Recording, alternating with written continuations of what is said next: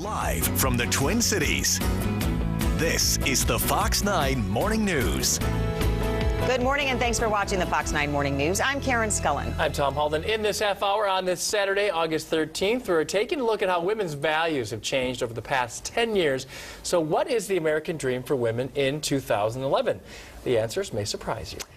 Well, a new study by a Minneapolis company looks at women and the American dream. WomenWise talked to 800 women and found 73% of them think their idea of the dream has actually changed over the past decade. Well, joining us to talk more about this study are WomenWise's Dory Molitor and Twin Cities publicist Sally Crowell, who's one woman who can relate to the changing American dream. Good morning to both of you, and thanks for being with us. What were some of those things? I mean, I think it's easy to say, well, our opinions have changed over the last decade, but as I was kind of going over some of the questions, like, wow, yeah, you know, 10 years ago I would have thought something totally different than what I think now. What were some of the insights you kind of drew from this? Yeah, well, one would be like the whole dream of the white picket fence has vanished.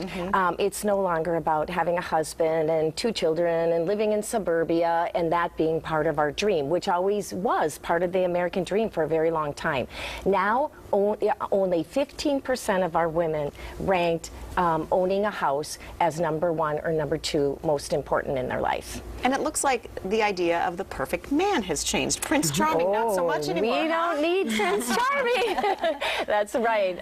Women are more confident, more self-reliant. She is holding over 50% of all high-paying professional positions. She's bringing in half of the household income. She's getting over half of the higher level degrees in education. So as a result, she still values marriage. 46% of her women ranked marriage as #1 or #2 most important.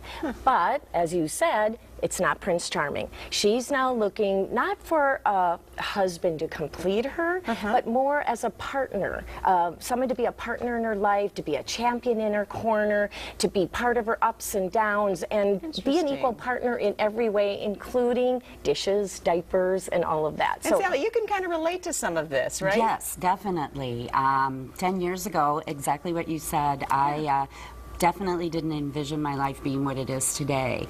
And I'm definitely more financially independent and looking more, because I had the big house, the white picket fence, and the Prince Charming. And I really, honestly, over the last 10 years, it wasn't as fulfilling.